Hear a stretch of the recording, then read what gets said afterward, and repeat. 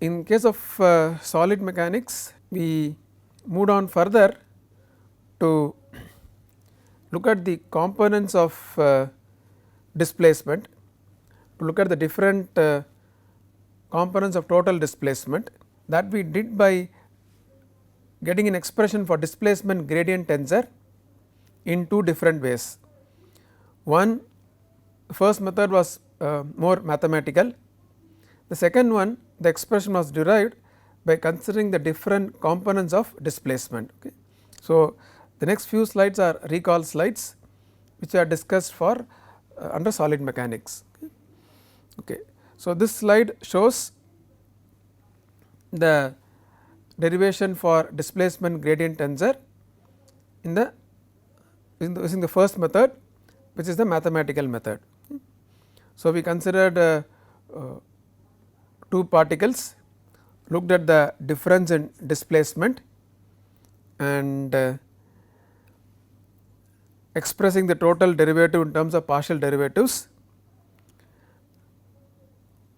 We could express the relationship between dux, dy, duz in terms of dx, dy, dz, and the tensor relating these two is the displacement gradient tensor. So, this is the first method in which we arrived at the displacement gradient tensor the more mathematical way. Second, what we did was we looked at the components of total displacement. We considered normal strain only, shear strain only, rotation only, and then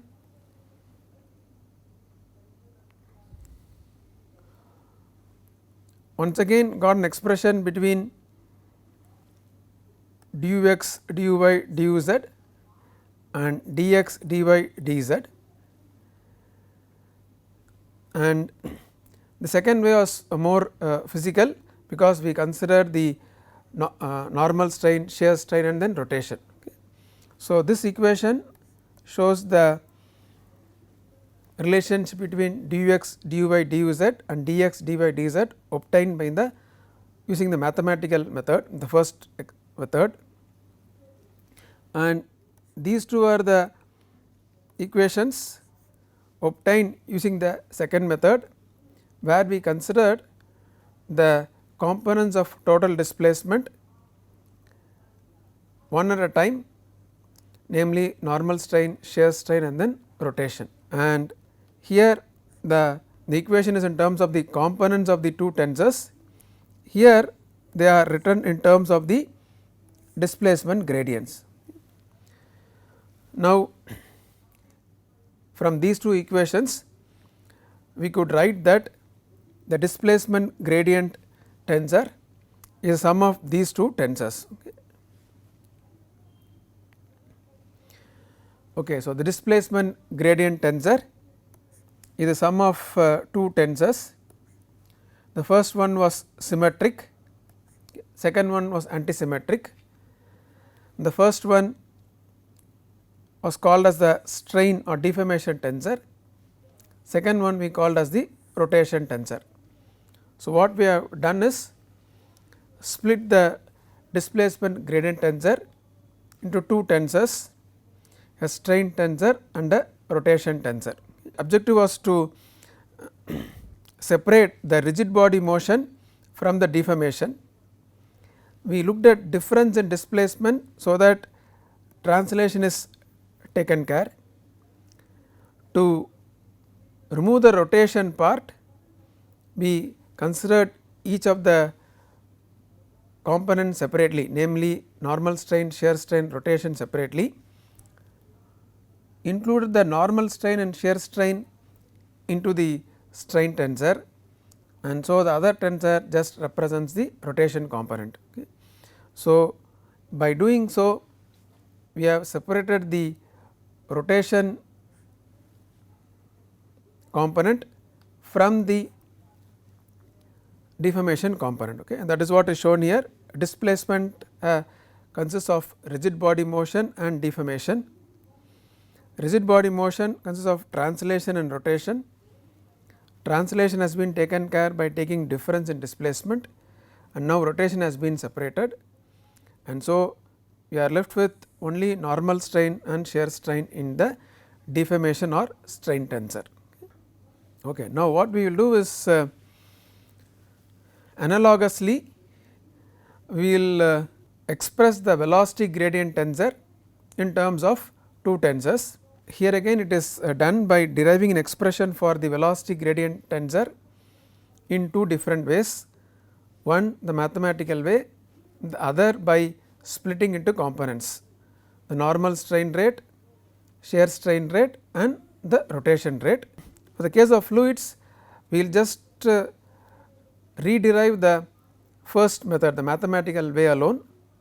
Second one we will just analogously express it. Okay. So, now what is it we are going to do now? We are going to derive the expression for velocity gradient tensor using the first method, which is the mathematical way. Okay. Now, what do we do for that? We consider 2 points P and Q. The P coordinates of P are x, y, z, coordinates of Q are x plus dx, y plus dy, z plus dz. So, they are two neighboring points in the fluid domain. Velocity of fluid at point P, let us denote by Vp, also equal to the velocity field at x comma y comma z. Now, velocity of fluid at point Q, we will denote it as Vq, and which is equal to the velocity field at x plus dx, y plus dy, z plus dz. Okay. So, we consider 2 points neighboring to each other, and velocity at one point is v at x, y, z, and the velocity at the neighboring point is v at x plus dx, y plus dy, z plus dz. Okay.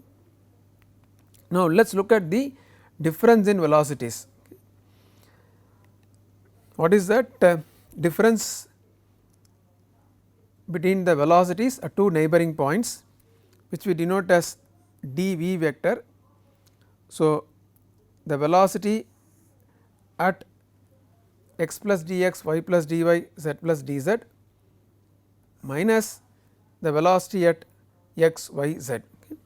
So, to proceed further, we will write in terms of the components. Let us write it for the x direction dvx. So, this tells the vectorial difference in velocities between two neighboring points. So, let us write down the difference in the x component of velocity. So, Vx at x plus dx, y plus dy, z plus dz minus Vx at x comma y comma z. Okay. Now, let us take this Vx, which is at x plus dx, y plus dy, z plus dz, expand that in Taylor series. It is a multivariable Taylor series, because it is a function of 3 variables x, y, z. So, how do we expand? The first term is Vx at x, y, z. We are expanding about x, y, z. So, the first term is Vx at x comma y comma z, and then we have all the first order derivatives. Because it is a multivariable Taylor series, we have partial derivatives. So, dou Vx by dou x dx, dou Vx by dou y dy, and dou Vx by dou z and then dz. Okay.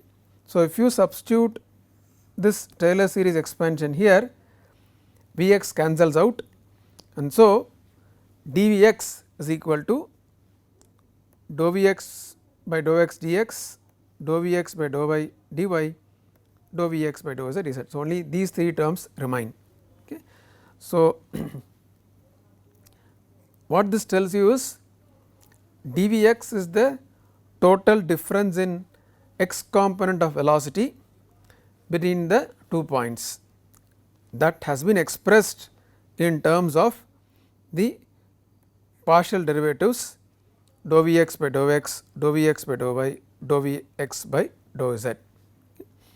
Other way of looking at it is expressing a total derivative in terms of partial derivative, two ways of looking at it. Okay. Let us repeat this for the other directions. Okay.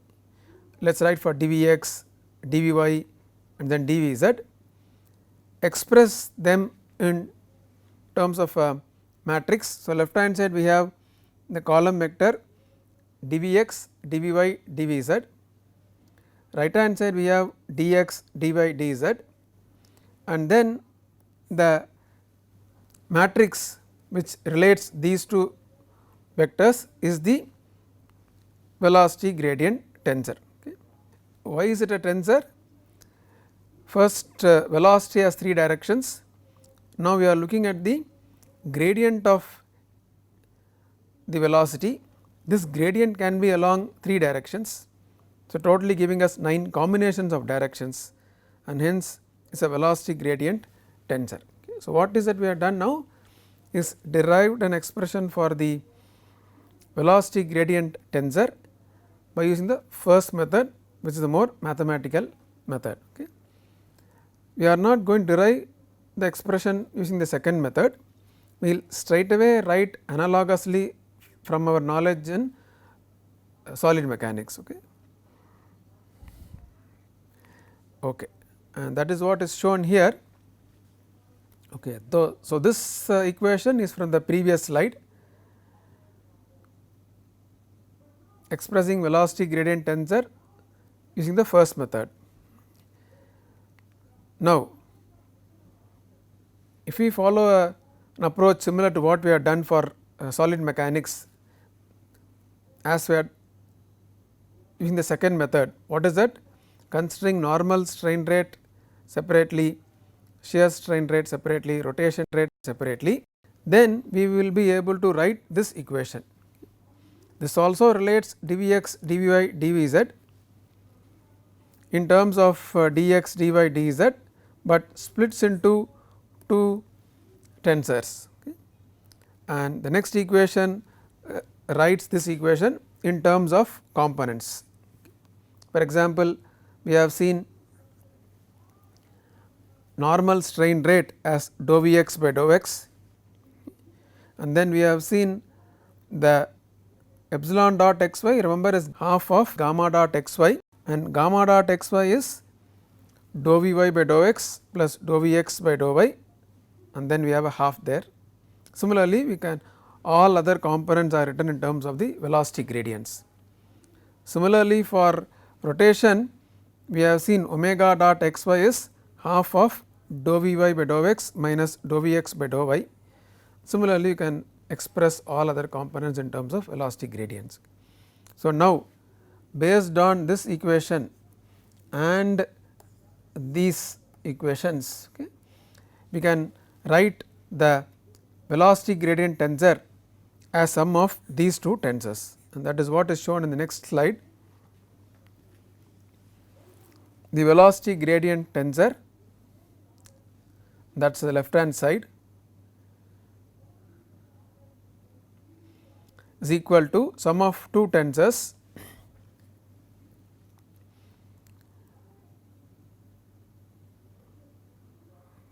okay. The first one is okay,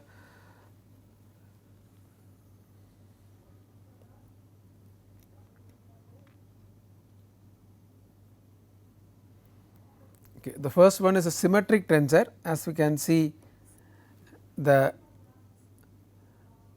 off diagonal elements are same, it is a symmetric tensor, and the second tensor is antisymmetric because the off diagonal elements are of same magnitude, opposite in sign.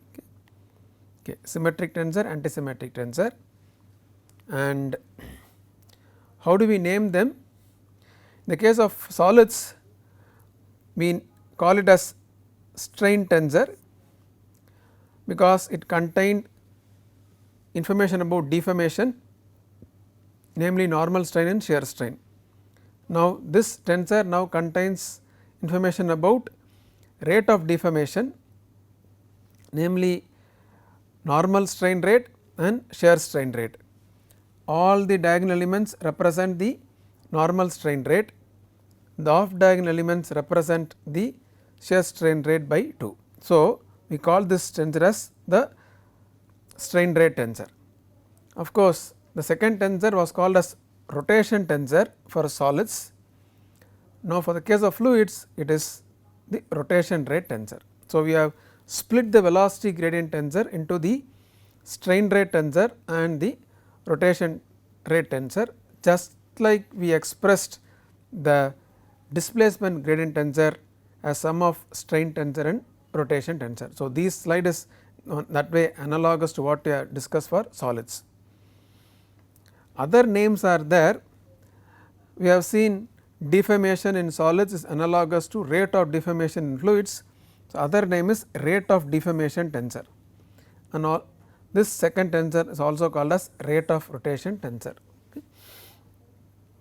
In terms of more popular terminology, strain rate tensor is more popular, and then rate of rotation tensor is more popular. Okay. We will introduce some nomenclature, so that it becomes handy for us later on. The velocity gradient tensor left hand side is L, right hand side that the rate of deformation tensor is capital D, and rate of rotation tensor is capital W. Okay. D is for D is used so that it represents deformation. We use omega for rotation, so we are using capital W for tensor. Okay. Now, whatever follows is once again analogous to what we discussed for solid mechanics. Rigid body motion of fluid is not related to viscous stress. Okay. What does that mean? Remember, our objective was to relate the viscous stress tensor to the velocity gradient, and then to understand velocity gradient we went to solid mechanics, understood displacement gradient. We come back to fluid mechanics to and then discussed about rate of deformation, velocity gradient, etc. Okay. Now, what is that has to be related to the viscous stress? Based on the discussion on solid mechanics and now for fluids also, the rigid body motion of fluid, what is that? The entire body just translating and then the entire body rotating is not related to the viscous stress. When a fluid body just translates and then just rotates, there are no internal viscous stresses developed. Okay. So, that is not related to the viscous stress. So, this tensor is not related to the viscous stress. Rate of deformation of fluid, which includes normal and shear strain rate, that only is related to the viscous stress. So, the first tensor is what is related to the viscous stress. Whenever there is normal strain rate, shear strain rate, then we have viscous stresses. So, we have to relate the rate of deformation of fluid and viscous stress, okay, which means that strain rate tensor and not velocity gradient tensor related to the viscous stress tensor. We said we need to relate the viscous stresses to velocity, then we said velocity gradient, but now we are saying it is not the entire velocity gradient, only a part of it which is the strain rate tensor or the rate of deformation tensor. Why is that? Because velocity gradient tensor also includes the rate of rotation tensor, but we have seen that the viscous stress tensor is not related to the viscous stresses are not related to the rate of rotation. Just like we discussed for solids, remember we said if you have a solid and that just translates, just rotates, there are no internal stresses. Okay. But if you pull a solid and then change the angle of a solid up, then internal stresses are developed. Okay. So, that is why the normal strain, shear strain was related to the stress.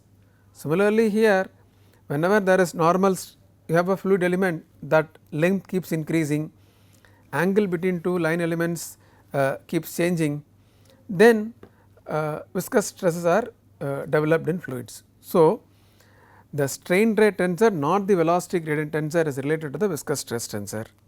And so, the last line, we need to relate viscous stress tensor to velocity, that is what we said. A better way of saying is to velocity gradient, a still more precise way of saying is related to the strain rate tensor. Okay. So, we need to relate the viscous stress tensor to the strain rate tensor. Okay. So, like to introduce like to discuss a terminology which I have not mentioned so far, namely fluid kinematics. If you look at fluid mechanics books, fluid kinematics is discussed among the first or second chapters. Let us look at the definition. Fluid kinematics deals with describing the motion of fluids without necessarily considering the forces that cause the motion. So, just talks about motion of fluids, does not give importance or pay attention to what causes the fluid motion, okay, or the forces which causes the fluid motion. Okay. So, what are the topics which are discussed under fluid kinematics?